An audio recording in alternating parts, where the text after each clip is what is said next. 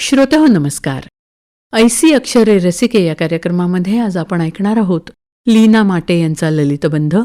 विषय आहे attach detach. आई, मला तुम्ही करता तशी कोथिंबीर वडी करायला शिकवाल? तुमची खूप छान होते.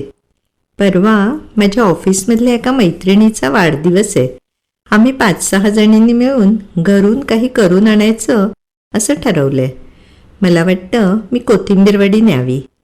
तुम्हाला काही दुसरं सुचत असेल तरी सुचवा, सून म्हणाली. तिच्या शब्दात माझं कौतुक होतं. 4 महिन्यापूर्वी लेकानं प्रेमविवाह केला. लग्न होऊन सून घरी आली. कामाच्या व्यापामुळे दोघांना फार रजा मिळाली नव्हती. रजा संपून दोघांचं ऑफिस, रोजचं रुटीन सुरू झालं. स्वयंपाकघरातले डबे, भांडी यांच्याशी सुनेनं माझ्या मदतीनं ओळख करून घेतली आणि हळूहळू जवळीकही साधली. सकाळी ऑफिसला जाण्यापूर्वी सगळ्यांसाठी चहा, नाश्ता ती करू लागली. मला विचारून आमच्या पद्धतीच्या भाज्या करू लागली. ऑफिसचं काम सांभाळून जमेल तसं स्वयंपाकातलं ती करे. तिनं केलेला कुठलाही पदार्थ छान होत असे, पण माझ्या तोंडून मात्र त्यासाठी कधी कौतुकाचे शब्द येत नव्हते.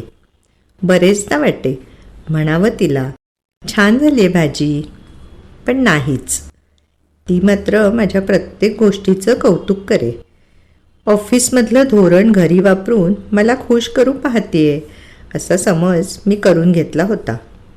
आई, तुम्ही केलेली भाजी, आमटी किंवा इतर कुठलाही पदार्थ किती चवदार असतो.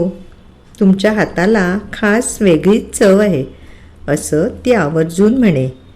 तिनं केलेलं कौतुक ऐकून मला आनंद होई. मलाही वाटत असे, मी तिचं असं निखळ कौतुक केलं तर तिलाही छान वाटेल. अधिक मोकळी होईल ती माझ्यापाशी. मी मनानं ठरवलं, आता आपला आडमुठेपणा बास झाला. रविवार होता. सुनेनं नाश्त्यासाठी सगळ्यांच्या आवडीची साबुदाणा खिचडी बनवली होती. मी तिने बनवलेल्या खिचडीचं कौतुक केलं. हे आणि मुलगा माझ्याकडं आश्चर्यानं पाहत होते. सुनेच्याही ते लक्षात आलं. ती खुश झाली. तिच्या चेहऱ्यावरचं समाधान पाहून मुलाला आनंद झालेला माझ्या नजरेनं बरोबर टिपला. मग मलाच जाणवलं की आपण बायका, मी, माझं स्वयंपाकघर, तिथल्या एक एक वस्तू या साऱ्याशी खूप अटॅच्ड असतो. आता आपल्याला डिटॅच होता आलं पाहिजे. आत्तापर्यंत माझं हक्काचं असलेलं स्वयंपाकघर आता सुनेबरोबर शेअर होणार, तिचीही तिथे लुडबुड असणार. ही कल्पना पटवून घ्यायला आपण सहजी तयार होत नाही. आत्तापर्यंत फक्त आपलं कौतुक करणारा मुलगा आता त्याच्या बायकोनं केलेलं पदार्थाचं कौतुक करतोय. आपला नवराही त्याला साथ देतोय. घरातल्या भांड्यांची मांडणी सुनेनं बदलली तर त्याचंही कौतुक होतंय. हे सहजासहजी पटणं जरा कठीण, पण हे होणारच आहे.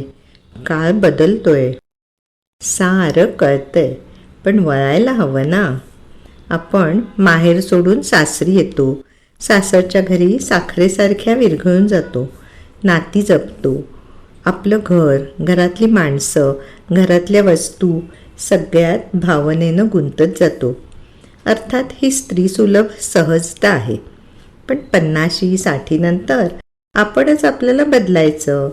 थोडक्यात काय तर वानप्रस्थाश्रमाच्या जरा आधीच्या पायरीपर्यंत येऊन पोचलो आहोत. ही खूणगाठ बांधायची. अटॅच्ड होतोच, आता डिटॅच व्हायला शिकायचं. मनाने ठरवलं की नक्की जमेल. खरं ना? Attach detach. लीना माटे यांचा ललितबंध आत्ताच आपण ऐकला ऐसी अक्षरे रसिके या कार्यक्रमामध्ये. निर्मिती सहाय्य रोहिणी पाटील आणि सादरकर्त्या होत्या ज्योत्स्ना केतकर. आणि याचबरोबर आजचा कार्यक्रम संपला. पुन्हा भेटूया उद्याच्या भागात. नमस्कार.